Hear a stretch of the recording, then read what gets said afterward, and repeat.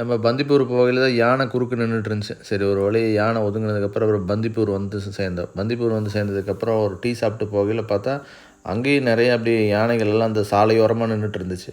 சரி நைட்டு போய் அங்கே சுல்தான் பத்தேரியில் போய் சாப்பிட்டு அடுத்த நாள் வந்து அதே இடத்துல ஸ்டே பண்ணிவிட்டு காலையில் எழுந்திரிச்சு நம்ம நண்பர் ஒருத்தர் வந்து ஒரு சூப்பரான ஒரு கடை இருக்குது பந்தலூர்லன்னு சொன்னார். சரி அங்கே போய் காலை டிஃபன் முடிச்சுட்டு நம்ம பிளான் என்னென்னா நம்ம ஒரு 150 வருட பழமையான ஒரு டீ ஃபேக்ட்ரிக்கு தான் போகலான்னு சொல்லிட்டு அங்கே போனோம். டீ ஃபேக்ட்ரியில் எப்படி எப்படி இந்த டீ தூளெல்லாம் தயாராகுதுங்கிறதெல்லாம் கேட்டு தெரிஞ்சுட்டு சரி அடுத்தது நம்ம வந்து வைல்டு பிளானட்டு ஜங்கிள் ரெசார்ட்டில் தான் நம்ம போய் ஸ்டே பண்ணலான்னு சொல்லிட்டு நம்ம அப்படியே கிளம்பிட்டோம்.